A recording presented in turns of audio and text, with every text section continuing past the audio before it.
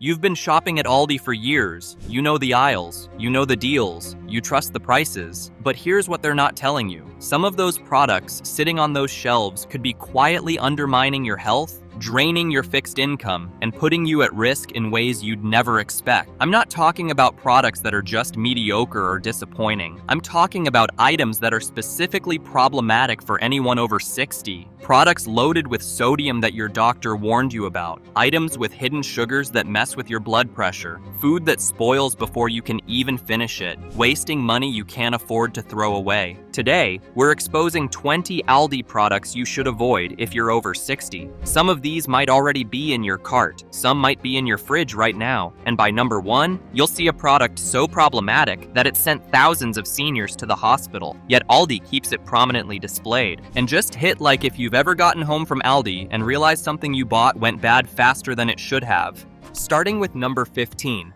Your cart looks full, but your fridge empties fast. This is the one that messes with your head the most. You walk out of Aldi with bags overflowing. The cart was packed. You feel like you bought a ton of food, but somehow by Wednesday, you are staring into an empty refrigerator wondering what happened. Here is what is actually going on.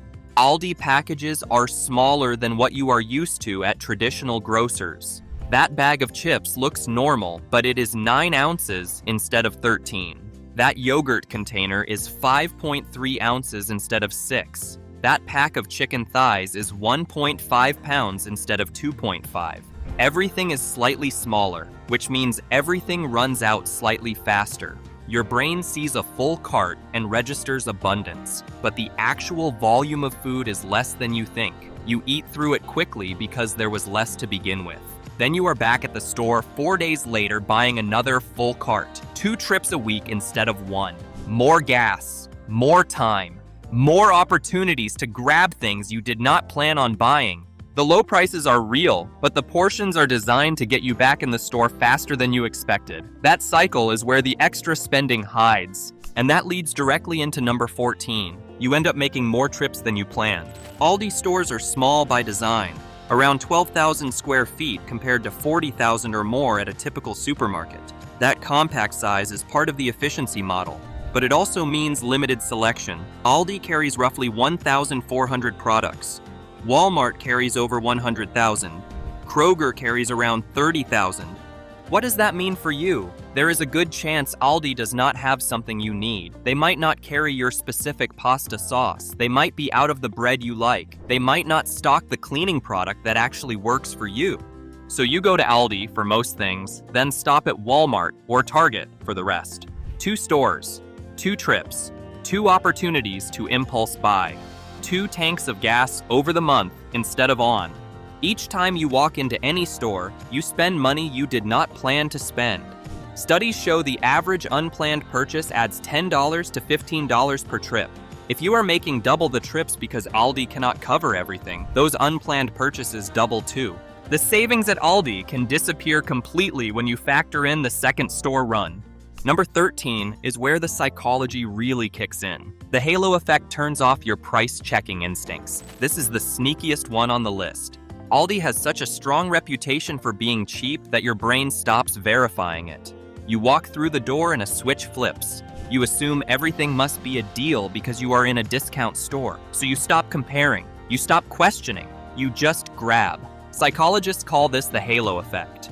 One positive attribute, in this case low prices on staples, creates an assumption that everything else must be equally positive. That assumption is costing you money on specific products where Aldi is actually not the cheapest option. Bacon is more expensive at Aldi than Walmart. Yogurt is more expensive at Aldi than regional chains. Paper towels cost the same or more than Target when you factor in coupons Aldi does not accept, but you never check because your brain already decided Aldi equals savings. The reputation does the selling. Your wallet pays the difference. Number 12 will surprise a lot of people. Specific products actually cost more than competitors. This is not opinion. This is math you can verify with your phone right now. Appleton Farms bacon costs $4.95 for 12 ounces at Aldi. That same size at Walmart costs $3.97, nearly $1 more at the supposed discount store. Per pound, Aldi bacon is $6.60, while Kroger sells it for $5.69. Friendly Farms yogurt runs $2.85 for 32 ounces. Walmart charges $2.76. Regional chains sell it for $2.69. Sunday Shop ice cream costs $3.25 for 48 ounces. Walmart, Kroger, and Lidl all sell equivalent sizes for $3. Paper towels at Aldi match or exceed Target and Walmart prices. Baby food pouches cost more than Walmart. Household cleaning products are rarely cheaper. The assumption is that everything at Aldi saves money. The reality is that Aldi dominates on certain categories and quietly loses on others. If you are loading up on the losing categories without checking, you are overpaying while feeling like you are winning. Before we get to number 11, if you are finding this useful and want more honest breakdowns like this, take 2 seconds and subscribe. We put these out every week and people tell us they actually shop differently after watching. All right, back to the list. You cannot stack savings because Aldi takes no coupons. At Kroger or Target, a smart shopper layers manufacturer coupons on top of store coupons on top of app deals on top of loyalty points. A $6.99 item becomes $3.50. A $4 item becomes free with the right combination. That is how coupon stacking works, and it can cut grocery bills by 20 to 30% for people who know the system. At Aldi, what you see is what you pay, every time, no exceptions. Aldi does not accept manufacturer coupons. There are no digital deals in the Aldi app. There is no loyalty program accumulating points. There are no double coupon days. The price tag is the final price. For occasional shoppers, this feels simpler. For budget-focused families who would normally stack savings, this means leaving hundreds of dollars on the table annually. Those savings exist at other stores. They do not exist at Aldi. And that gap adds up faster than the low sticker prices make back. Number 10 hits your wallet before you even get to the food aisles. The middle aisle adds $10 to $15 every single trip. You know exactly which aisle I'm talking about. The one with air fryers next to, throw pillows next to camping gear, next to German chocolate, next to workout equipment, next to seasonal decorations. People call it the aisle of shame, and the name exists for a reason. You walk in for groceries. You walk out with a waffle maker you did not need and a set of storage bins that seemed like a good idea at the time. This aisle exists specifically to make you overspend. It is not random inventory. It is a calculated profit center designed by people who understand consumer psychology better than you understand your own brain. New inventory rotates in every Wednesday. The selection is completely unpredictable. You never know what you will find because Aldi sources opportunistically from manufacturers with excess stock, closeouts, and seasonal overruns. That unpredictability is the entire point. It triggers dopamine release. The same brain chemistry that makes slot machines addictive makes that treasure hunt aisle feel exciting. Your brain gets a little reward signal every time you discover something unexpected, even if you do not buy it. The dopamine hit keeps you walking the whole aisle looking for the next discovery. Here's the part that really costs you. The products in that aisle are not always even good deals. Some are priced higher than Amazon or Target for comparable items. But the Aldi halo effect kicks in hard. You assume it must be cheap because everything else at Aldi is cheap. You skip the price check you would do anywhere else because your guard is down in the discount store. Track your receipts honestly for 1 month. Go back and circle everything that came from that middle aisle. Most people are genuinely shocked to discover they spend $10 to $15 per trip on unplanned impulse purchases. Weekly shopping means $40 to $60 per month on things you did not plan to buy. That is $500 to $700 per year added to your grocery budget for items that were never on any shopping list. And here's the psychological trap. Those purchases feel like wins. You got a deal on an air fryer. You found a great price on throw blankets. Each individual item feels like a smart buy.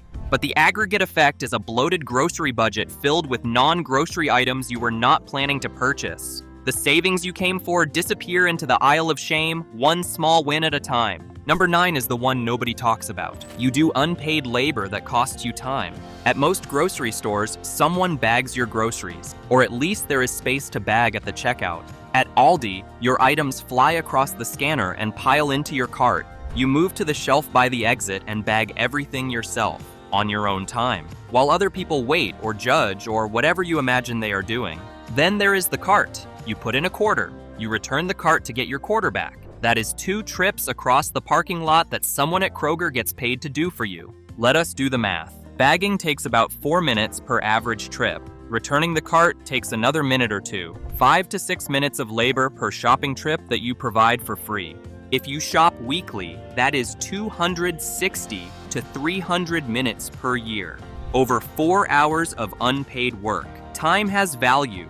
If your time is worth $15 an hour, you are donating $75 a year in labor to Aldi. At $20 an hour, it is closer to $100. The trade-off was supposed to be lower prices, but as we have covered, those prices are not always lower. You are still doing the work. The savings have shrunk. Number 8 affects everything you buy on autopilot. Shrinkflation is hiding inside products you trust. You grab the same bread, the same chips, the same yogurt you have bought 100 times. The price looks the same. The package looks the same. But the amount inside quietly got smaller. Aldi's Turkish bread rolls used to weigh 450 grams with 3 large rolls. Now that package weighs 400 grams with 4 smaller rolls at the same price. They added a roll and put seeds on top. You got 10% less bread. The tortillas are worse. Full-size tortillas sit on the edges of the package where you can see them through the plastic. The ones in the middle are noticeably smaller. Same package, same price. Less food where you cannot see it.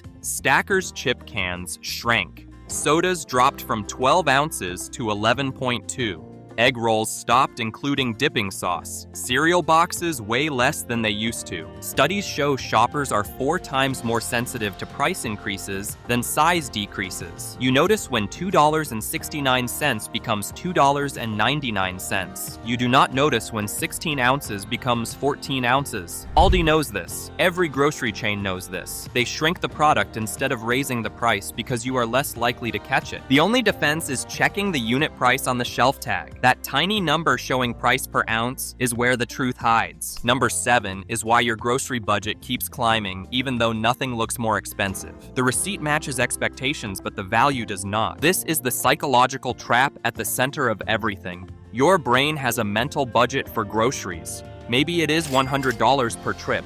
Maybe it is $150. When the receipt hits that number, you feel like things are normal. Prices must be fine because the total is what you expected. But here is what actually happened. Shrinkflation reduced how much food you got. Impulse purchases from the middle aisle added items you did not need. Smaller packages mean faster depletion. Higher prices on specific categories cost more than you realized. The total looks right, but the actual grocery value is lower than before. Your receipt confirms your expectations while your pantry tells a different story. 3 days later, you are back at the store buying more because you ran out faster. The individual trips feel normal. The monthly total climbs. This is how Aldi can feel expensive without ever looking expensive. The receipt validates your assumptions while the value quietly erodes underneath. Number 6 catches a lot of families off guard. Limited selection forces you to buy what they have, not what you need. At a full-service grocery store, you compare brands. You weigh options. You find the product that best fits your budget, your preferences, your dietary needs. Competition exists on the shelf.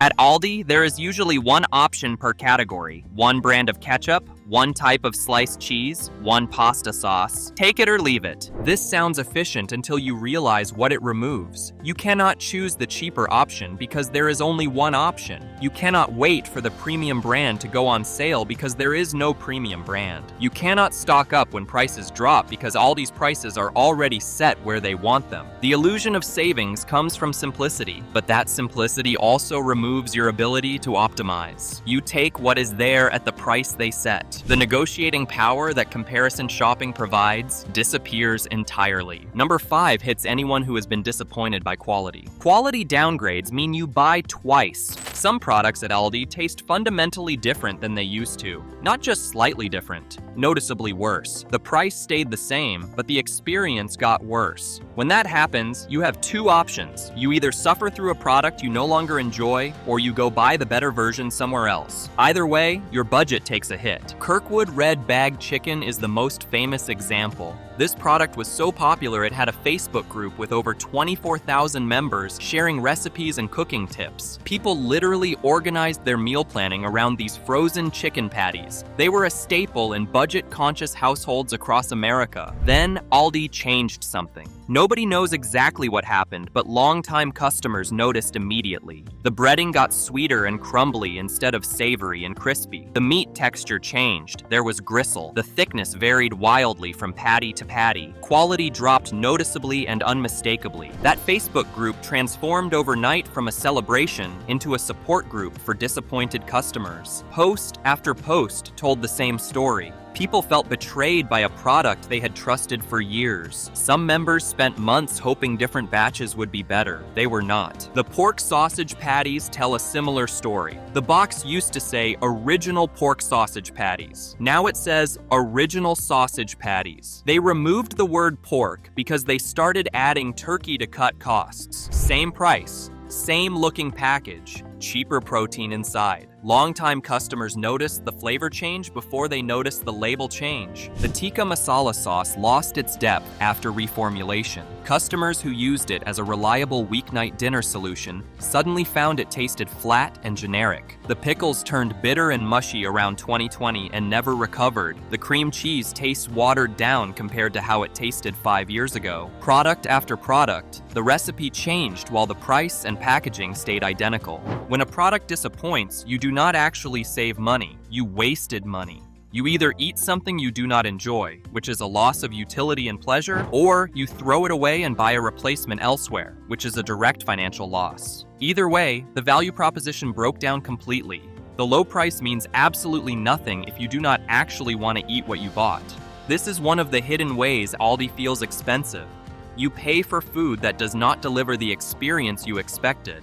That gap between expectation and reality makes the spending feel like more than it was worth, even when the dollar amount was low. Number 4 is something most people never think about. No rain checks means missing a deal costs you the whole deal. At traditional grocers, if an advertised sale item is out of stock, you can get a rain check. Come back next week and buy it at the sale price. The deal extends until you can actually get the product. Aldi does not do rain checks. If the weekly special sells out on Wednesday morning, you are out of luck. The deal is gone.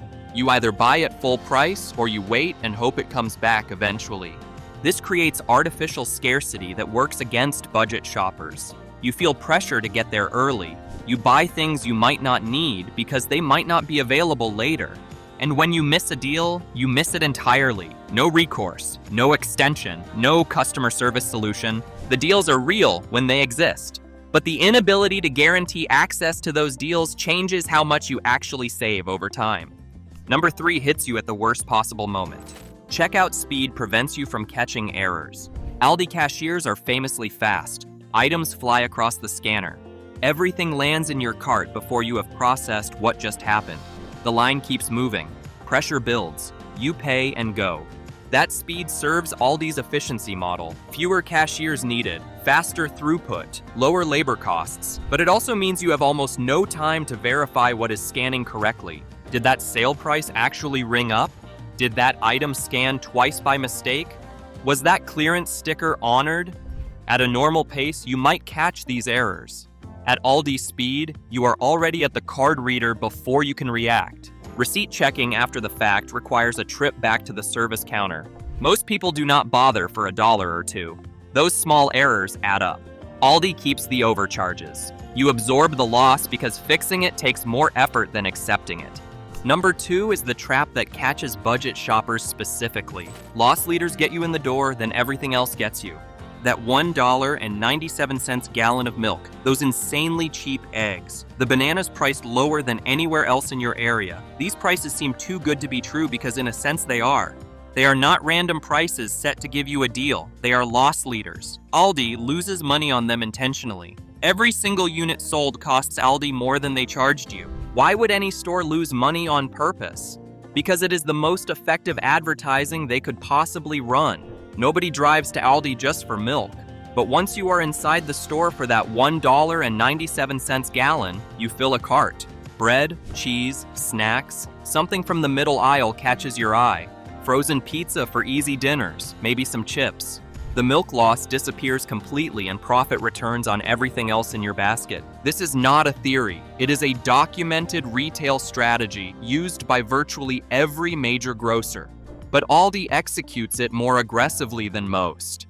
Their loss leaders are dramatically cheaper than competitors because they are not trying to make money on those items. They are trying to get you through the door. Notice where the milk sits.